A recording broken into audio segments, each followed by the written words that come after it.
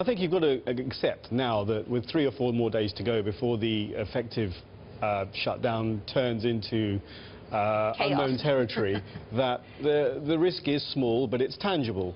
And therefore, there is a strong case for having some protection and managing the portfolio accordingly. Now, on the, I think, Thursday or Friday last week, late last week, when we had the very strong US rally, the front month VIX, the October VIX, dropped hugely back down to, I think, 15.5. This is not bad value for some cheapy portfolio protection. And whilst it may be a drag on the performance in the short term, under the circumstances, something like that as part of a structured portfolio is not a bad thing to have. Because otherwise you really are quite exposed, especially now with the rhetoric having pushed a lot of investors forcibly into equities by virtue of the fact that interest rates have been low, bond yields are where they are. Yeah. Most investors, whether they like equities or not, for fundamental reasons or other, have been forced to have quite a heavy equity weighting. So there's a lot of exposure for people in equities, heavily.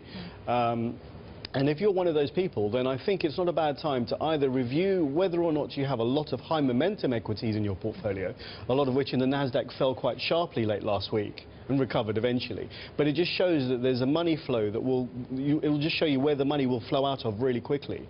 And the defensive equities didn't move so much. No. So Johnny, time for a rebalance. A rebalance, so basically your approach this week is very different to another week. Well, I think what we would do is we would tend to recognize that there is an outsized, random sort of existential risk that needs protecting against. It won't change really how we choose equities, because today in that respect is like any other day. But I suppose we just have to be mindful of the fact that sort of we could get bolts from the blue, and we need to have something in place just to guard against that eventuality.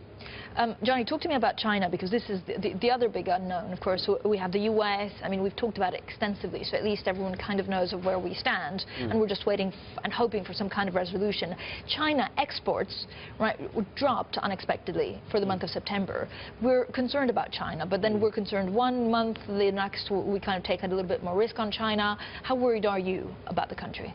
I'm not really very worried at all. I mean, I suppose similarly to a lot of the way we approach equities elsewhere, we've tended to try and concentrate on fairly traditional valuation measures. So we try and assess the net asset value book, we try and assess the outgoings and the long-term viability of any business that we buy. So whilst it can be cloudy often as to how you can interpret Chinese data, we're not tending to be particularly worried about anything that really comes out of China from an economic point of view. And we have and continue to build positions in Hong Kong listed equities that are exposed to infrastructure and utilities and railroads in China at the moment. So we've talked about China a little bit, we've talked about the US. What about Europe? We're starting the earnings season here. Is it all about cost cutting? Are margins being squeezed, or are we actually going to see some potential real growth starting to filter through companies and corporates' filings? I think earnings could actually be quite positive. The only thing that worries me is that we've had a bit of a good run on the equities, and there is a lot of sectors can be considered to be priced to perfection. The telecom sector, which for example is one sector that has had a lot of corporate activity, some restructuring, some self-help cases as well. A lot of consolidation. Yes, and that should continue, but it's not all roses. And for example, another sector which may be complicated is basic resources, principally because if you look at the forward curve for whether it's base metals, industrials, precious, it's not so pretty. So there are definitely pockets where it's not going to be a surprise to the upside when the earnings come out.